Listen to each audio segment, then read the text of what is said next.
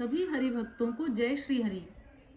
संपूर्ण विष्णु पुराण की श्रृंखला में आज हम लेकर आए हैं प्रथम अंश का 7वां एवं 8वां अध्याय। ओम श्रीमन नारायणाय नमः।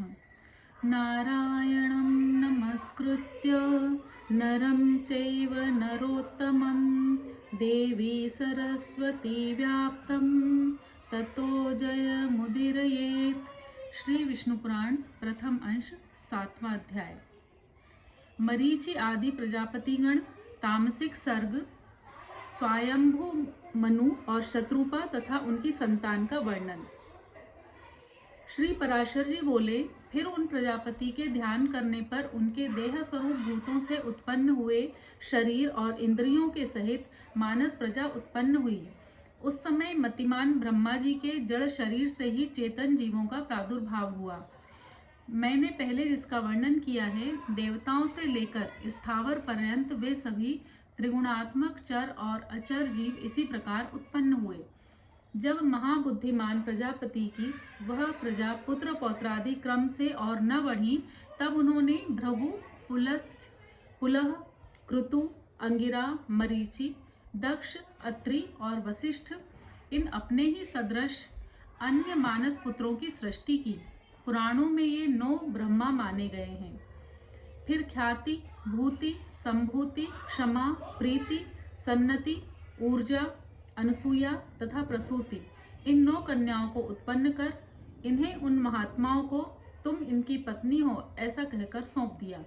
ब्रह्मा जी ने पहले जिन सनंदनादि को उत्पन्न किया था, वे निरपेक्ष होने के कारण संतान और संसार आदि में प्रवृत्त नहीं हुए। वे सभी ज्ञान संपन्न, विरक्त और मत्सर आदि दोषों से रहित थे। उन महात्माओं को संसार रचना से ब्रह्मा जी को त्रिलोकी को भस्म कर देने वाला महान क्रोध उत्पन्न हुआ। हे मुने, उन ब्रह्मा जी के क्रोध के कारण संपूर्ण त्रिलोकी ज्वालामालाओं से अत्यंत दैदीप्यमान हो गई। उस समय उनकी टेढ़ी भ्रकुटी और क्रोध संतप्त ललाट से दोपहर के सूर्य के समान प्रकाशमान रुद्र की उत्पत्ति हुई। उसका अति प्रचंड शरीर आधा नर और आधा नारी रूप था। तब ब्रह्मा जी ने अपने शरीर का विभाग कर ऐसा कहकर अंतर्धान हो गए।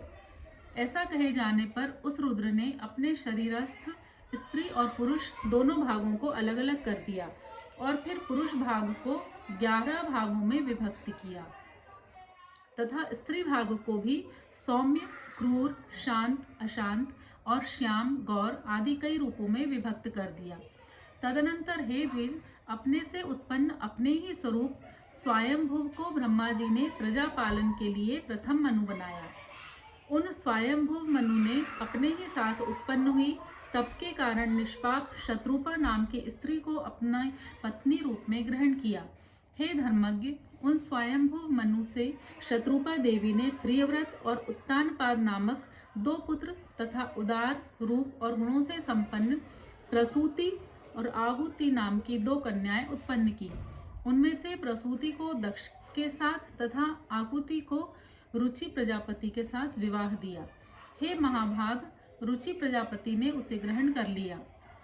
तब उन दंपति ने यज्ञ और दक्षिणा ये युगल जुड़वा संतान उत्पन्न हुई। यज्ञ के दक्षिणा से 12 पुत्र हुए, जो स्वयंभुव मनवंतर के वाम नाम के देवता कहलाए, तथा दक्ष ने प्रसूति से 24 कन्याएं उत्पन्न की। मुझसे उनके शुभ नाम सुनो: श्रद्धा, लक्ष्मी, धृति, तुष्टि, मेधा, पुष्टि, क्रिया, बुद्धि, लज्जा, वपु, शांति, सिद्धि और 13वीं कीर्ति। इन दक्ष कन्याओं को धर्म ने पत्नी के रूप में ग्रहण किया।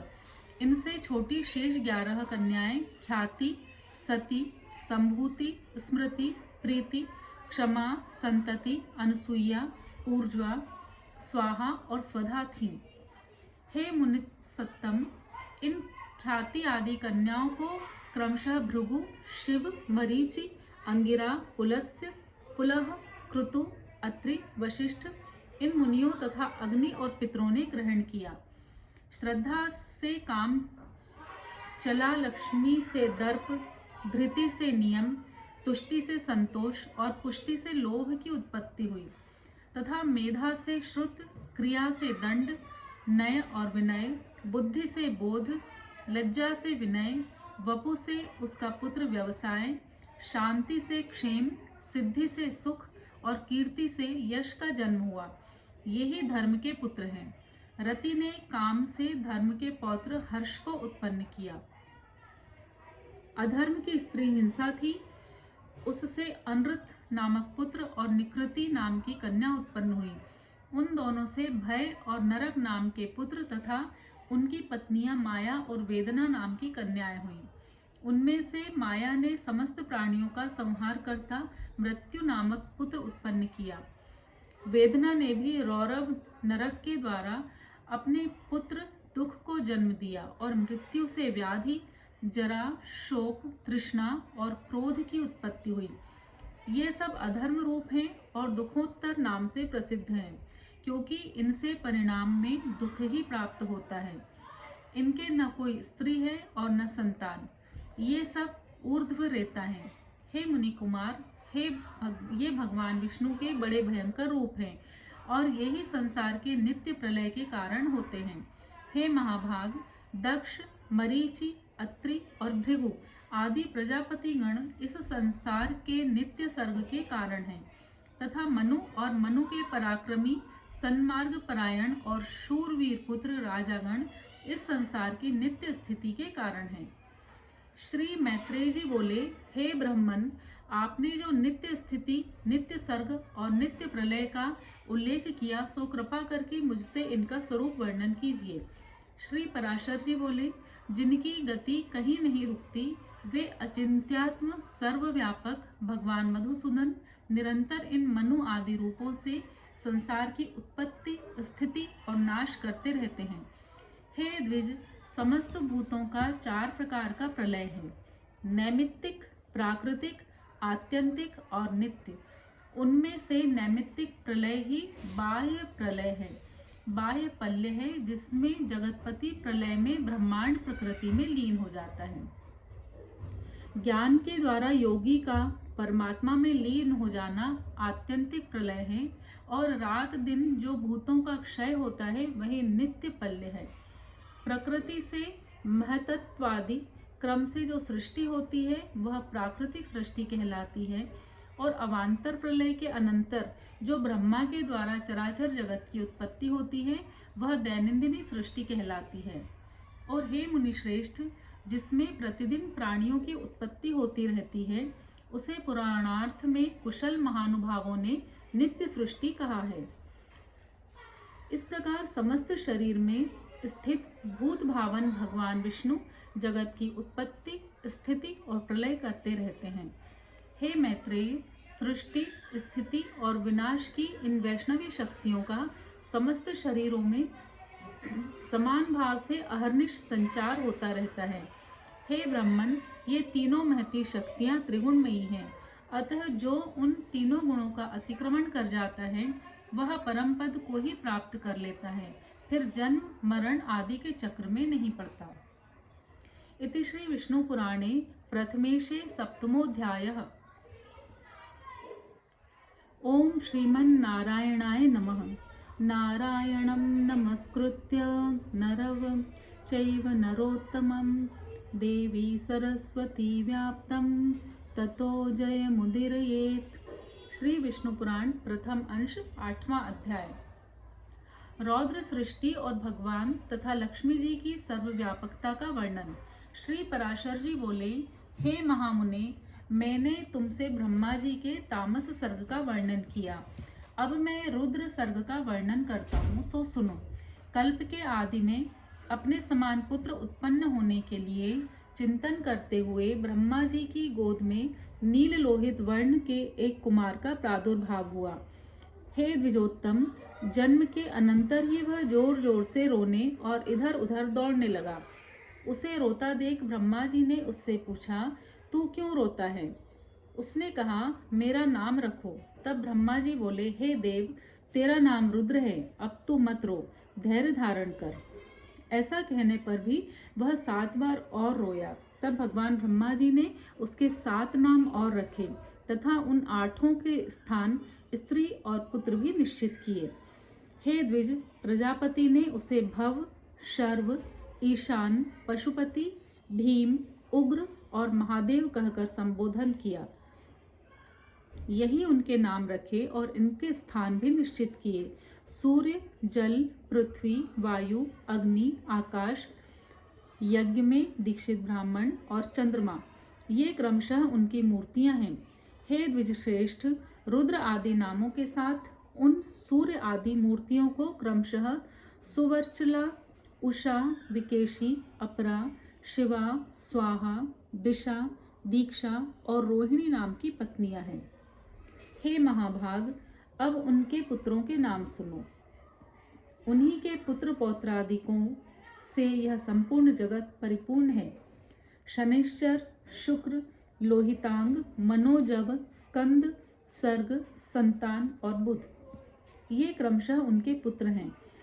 ऐसे भगवान रुद्र ने प्रजापति दक्ष की अनिंदित्या पुत्री सती को अपनी भार्या रूप से ग्रहण किया।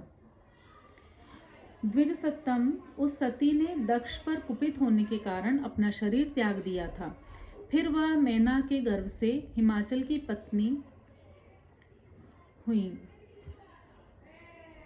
भगवान शंकर ने उन अनन्य परायणा उमा से फिर भी विवाह किया। भृगु के द्वारा ख्याति ने धाता और विधाता नामक दो देवताओं को तथा लक्ष्मी जी को जन्म दिया, जो भगवान विष्णु की पत्नी हुई। श्री मैत्रेय जी बोले, भगवान, सुना जाता है कि लक्ष्मी तो अमृत मंथन के समय क्षीर सागर से उत्पन्न हुई थी। फिर आप ऐसा कैसे कह सकते हैं कि वे भृगु के द्वारा ख्याति से उत्पन्न हुई? श्री पराशर जी बोले, हे द्विजोत्तम, भगवान का कभी संग न छोड़ने वाली जगत जननी लक्ष्मी जी तो नित्य ही हैं, और जिस प्रकार श्री विष्णु भगवान सर्वव्यापक हैं, वैसे ही ये भी हैं। विष्णु अर्थ है और ये वाणी है, हरि नियम है और ये नीति है। भगवान विष्णु बोध हैं और ये बुद्धि हैं, तथा वे धर्म हैं और ये सत्क्रिया हैं। हे मैत्रेय, भगवान जगत के सृष्टा हैं और लक्ष्मी जी सृष्टि हैं। श्री हरि भूधर पर्वत अथवा राजा हैं और लक्ष्मी जी भूमि हैं, तथा भगवान संतोष हैं और लक्ष्मी जी नित्य तुष्टि हैं। भगवान काम हैं और लक्ष्मी जी इच्छा हैं। वे यज्ञ हैं और वे दक्षिणा। श्री जनार्दन रोडाश हैं और देवी लक्ष्मी जी आज्याहुति धृत की आहुति हैं। हे मुने, मधुसूदन यजमान ग्रह हैं और लक्ष्मी जी पत्नीशाला हैं। श्री हरि युप हैं और लक्ष्मी जी चिति हैं, तथा भगवान कुशा हैं और लक्ष्मी जी ईध्वा हैं। भगवान साम स्वरूप हैं और श्री कमला देवी उद्भिति हैं। जगतपति भगवान वासुदेव हुताशन हैं और लक्ष्मी जी स्वाहा हैं। हे द्विजोत्तम, भगवान विष्णु शंकर हैं और श्री लक्ष्मी जी गौरी हैं, तथा हे मैत्रेय, श्री केशव सूर्य हैं और कमल वासिनी श्री लक्ष्मी जी उनकी प्रभा हैं। श्री विष्णु पितृगण हैं और श्री कमला नित्य पुष्टिदायिनी स्वधा हैं। विष्णु अति विस्तीर्ण सर्वात्मक अवकाश हैं और लक्ष्मी जी स्वर्गलोक हैं। भगवान श्रीधर चंद्रमा है और श्री लक्ष्मी जी उनकी अक्षय कांति हैं। हरि सर्वगामी वायु हैं और लक्ष्मी जी जगत चेष्टा, जगत की गति और धृति यानी आधार हैं। हे महामुने, श्री गोविंद समुद्र हैं और हे द्विज, लक्ष्मी जी उसकी तरंग हैं। भगवान मधुसूदन देवराज इंद्र हैं और लक्ष्मी जी इंद्राणी। चक्रपाणी भगवान यम हैं और श्री कमला यम पत्नी धुमोर्णा हैं। देवाधिदेव श्री विष्णु कुबेर हैं और श्री लक्ष्मी जी साक्षात रिद्धि हैं। श्री केशव स्वयं वरुण हैं और महाभागा लक्ष्मी जी गौरी हैं। हे द्विजराज, श्री हरि देव सेनापति स्वामी कार्तिकेय हैं और लक्ष्मी जी देवसेना हैं। हे द्विजोत्तम, भगवान गदाधर आश्रय हैं और लक्ष्मी जी शक्ति हैं। भगवान निमेष हैं और लक्ष्मी जी काष्ठा हैं। वे मुहूर्त हैं और ये कला हैं। सर्वेश्वर सर्वरूप श्री हरि दीपक हैं और श्री लक्ष्मी जी ज्योति हैं। श्री विष्णु वृक्ष रूप हैं और जगन माता श्री लक्ष्मी जी लता हैं। चक्र गदाधर देव श्री विष्णु दिन हैं और लक्ष्मी जी रात्रि हैं। वरदायक श्री हरि वर हैं और पद्म निवासिनी श्री लक्ष्मी जी वधु हैं। भगवान नद हैं और श्री जी नदी हैं। कमल नयन भगवान ध्वजा हैं और कमल लालिया लक्ष्मी जी पताका। जगदीश्वर परमात्मा नारायण लोभ हैं और लक्ष्मी जी गोविंद रूप ही हैं। अधिक क्या कहा जाए। संक्षेप में यह कहना चाहिए कि देव, तिर्यक और मनुष्य आदि में पुरुषवाची भगवान हरि हैं और स्त्रीवाची श्री लक्ष्मी जी। इनके परे और कोई नहीं है। इति श्री विष्णु पुराणे प्रथमेशे अष्टमोऽध्यायः। जय श्री हरि।